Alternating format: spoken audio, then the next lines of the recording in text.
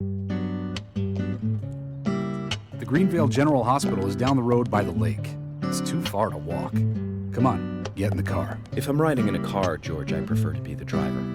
Can you provide a car for me? What are you talking about? You don't even know how to get there. Which is another good reason for me to drive, George. I need to learn my way around town. Oh, man. Very well. Then I'll ride with you. I want to keep an eye on you. Fair enough. Just one thing, Agent Morgan. Your involvement in this case is limited. That means you don't have to learn your way around town.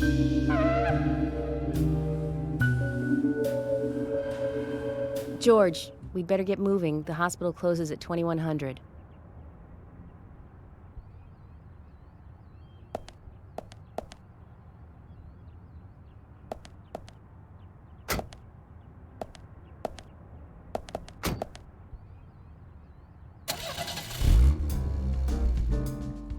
Agent Morgan, get us there quickly, but drive within the speed limit. Just because you have a badge doesn't mean you can drive like a maniac. George, what are you, his mother? We just need to get the autopsy results. Agent York isn't accustomed to the town yet. Give him a little slack.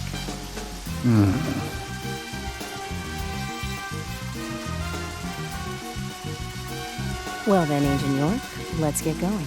Sure, sounds good.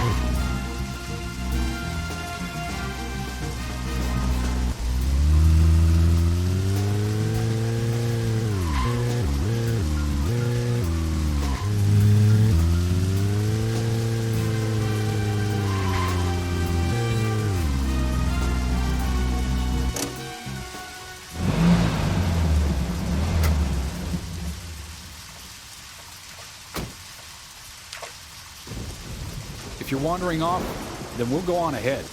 We don't have time to mess around. Okay, I'll meet up with you later. Agent York, the hospital closes at 2100. Please make it inside before then.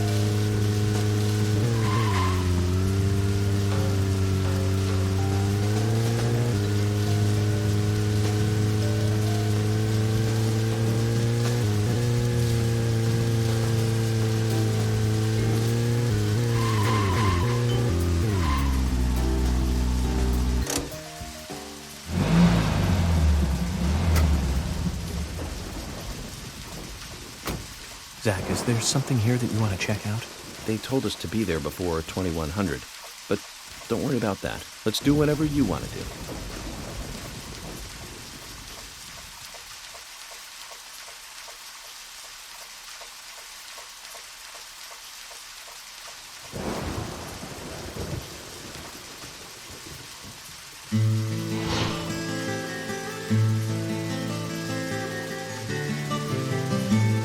Agent Morgan, have you no respect for rules and protocol? We were waiting for you, and now you try to go in by yourself. I don't like inconsiderate people who think that they're above the rules. And I'm sure I've made this point clear by now. Calm down, George. He probably just got lost on his way here and rushed in. Right, Agent Morgan? Let's go inside then.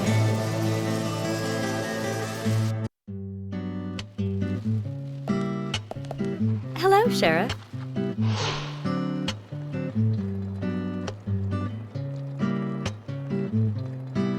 Hi there, Fiona. We're here to see Usha. Do you know where he is? I think Dr. Johnson is in the computer room. A computer room? In a hospital? Nice to meet you, Mr. FBI agent. The computer room is where our employees share a computer. Very nice to meet you, too. I'm FBI Special Agent Francis York Morgan. But how did you know I was FBI? Easy. None of the police in this town wear cologne. Besides, that scar on your face is the biggest rumor in town. Rumors get exaggerated as they spread, even in the countryside. What's that you're reading, if I may ask?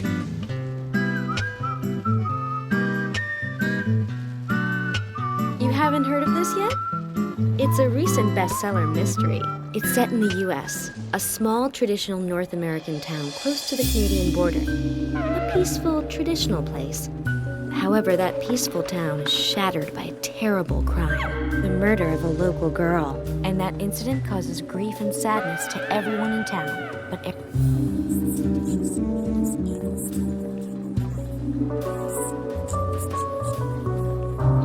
Fiona, don't say that.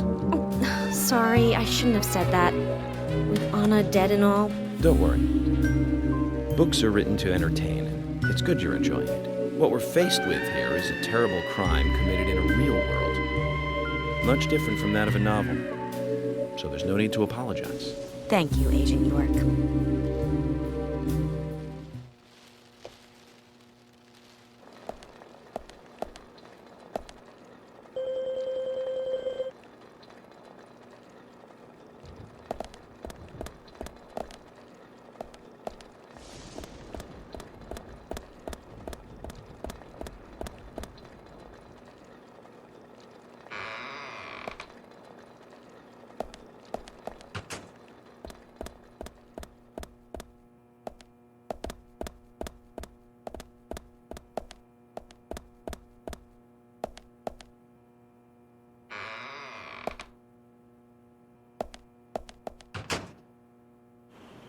We couldn't find him. Fiona needs to check her information. No, I don't think so. Does the doctor like playing games by any chance? What do you mean? There's a message on the computer, and a card key already set in place.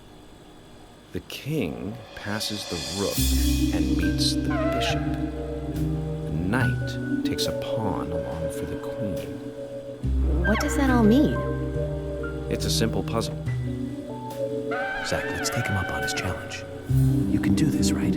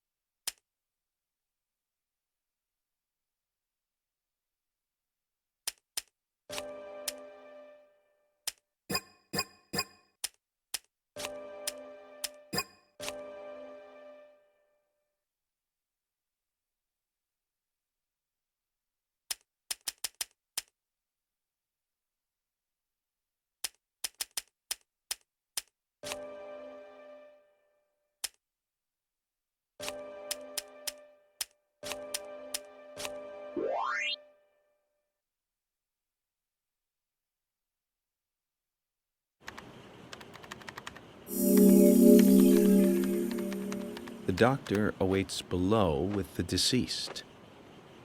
Another code? But there's nowhere to insert a password. More games. I'm going to get Fiona to call Usha up here right now. No need, George. The message appeared with the card key. It's telling us where to use it. This is not the time to be joking around, Agent Morgan. Dr. Usha is below with the deceased. With Anna. Below being underground, I take it. Simple. Simple. Then it's time to meet the mischievous architect of this little game. Nah.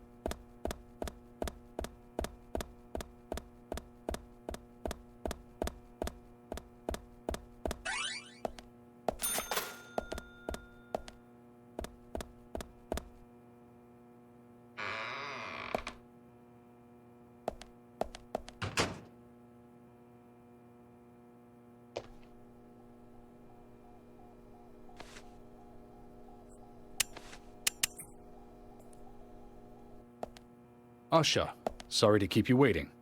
Ah, you made it. Let's get started, shall we?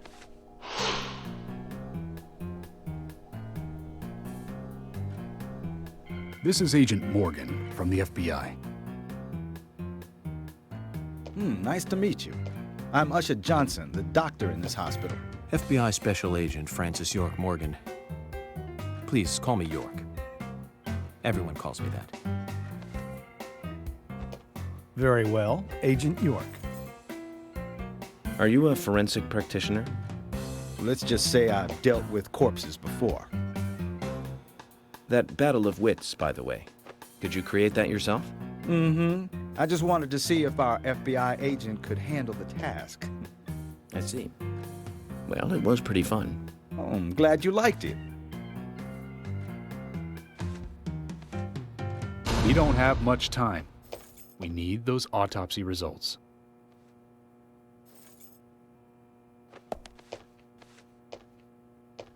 Next time, try challenging us without obstructing an investigation. You've angered the monarch.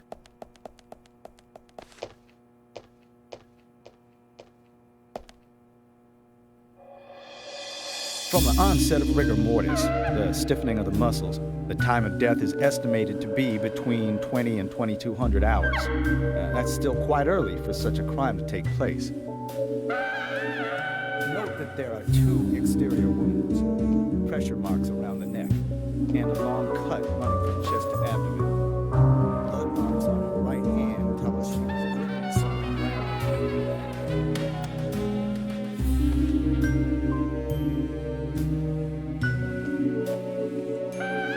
Her skull is also fractured, but that is unrelated to the cause of death.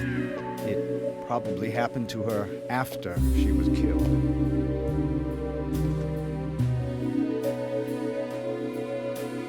Now, I first thought death by suffocation due to the marks on her neck, but after further investigation, I now have a different conclusion.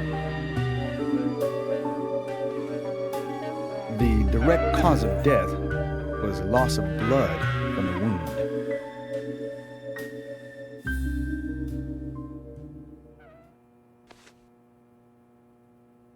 Which means... She was cut up while she was still alive. Yes, a sharp knife was used. It was inserted beneath the sternum and then quickly sliced downwards. The excessive loss of blood from her internal organs is what actually killed her. Her nails are clean, and with no skin cells from the attacker. She also doesn't appear to have been bound nor badly beaten. She was apparently killed without resistance. The most tragic thing, however, was that she was unable to speak her story to anyone who could hear her cries.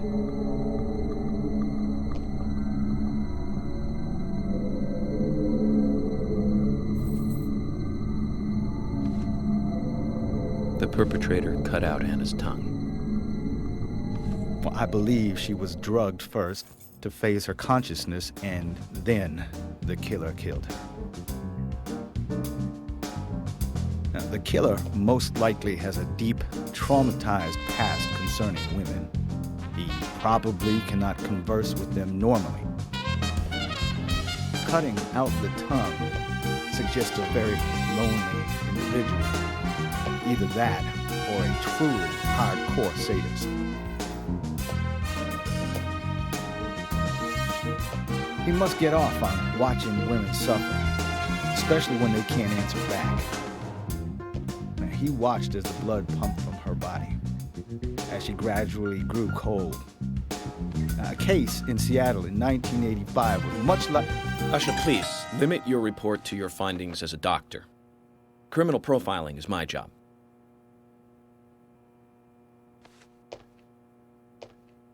You're wrong, also. Anna died fully, deeply, painfully aware of what was happening to her. But, Tell me, what time did it stop raining on the night Anna was killed? Just before I went to bed, right after the movie on TV ended, so around 1 a.m. What movie was it? An American Werewolf in London. Directed by John Landis, 1981. So the rain stopped, accompanied by the ending song, Blue Moon. George, would you mind if I examined Anna myself? What more do you hope to find? I'm sure I mentioned that I have a personal interest in cases like these.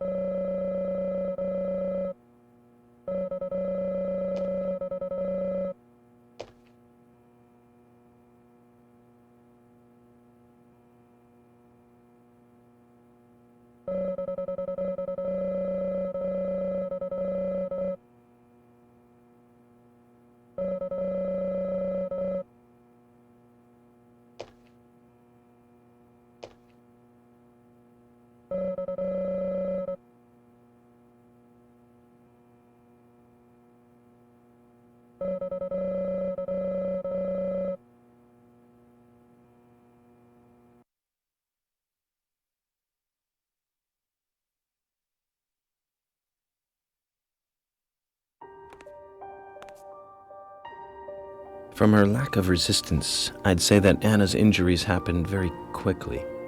Unable to speak, she was then left to cry herself to death. Zach, it's all starting to come together. The perpetrator stayed with her for at least 2 hours until it stopped raining. At the estimated time of her death, it was still raining, but you can still see tear marks on her cheeks. That means she was killed under a roof somewhere. She was then carried into the woods after it stopped raining. There's one other thing. Her tongue was removed with a very blunt knife. In fact, it's more likely it was simply chopped off. Asha, are you a passionate man? Well, not particularly, but I am man enough should the moment call for it. George, how about you? I'm very passionate. Yes. Especially when it comes to women. But I don't see what that has to do with anything. George, the perpetrator is just like you. He's passionate about women. He's a passionate kisser. This was a kiss of death. The perpetrator bit off Anna's tongue. We'll never get a dental print from a wound like this. But this is still a big lead.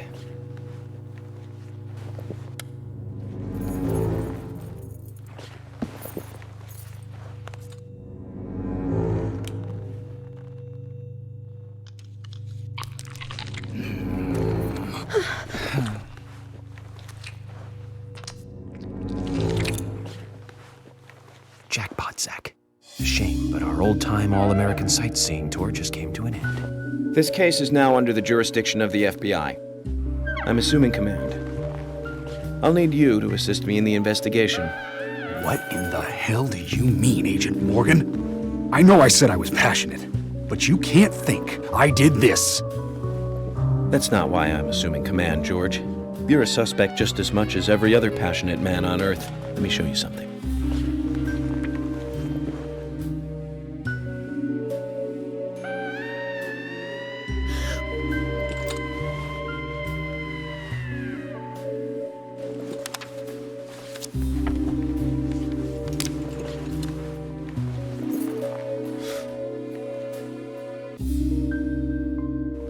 There you go. Amazing, huh? I'm sure you have a lot of questions, but most of the details are top secret. George, Emily, we should be going. No need to stay here any longer. Okay.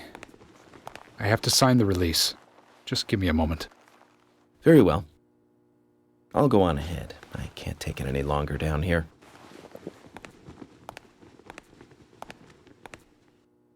Bishop takes queen. His rook takes your queen. Then your knight takes rook. And checkmate. Huh?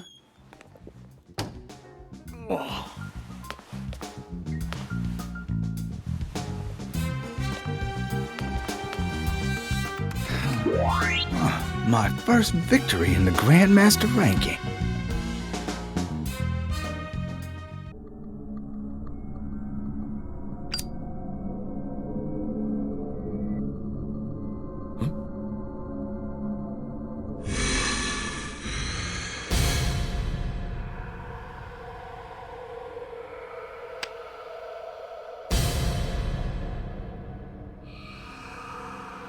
Zach, they're here.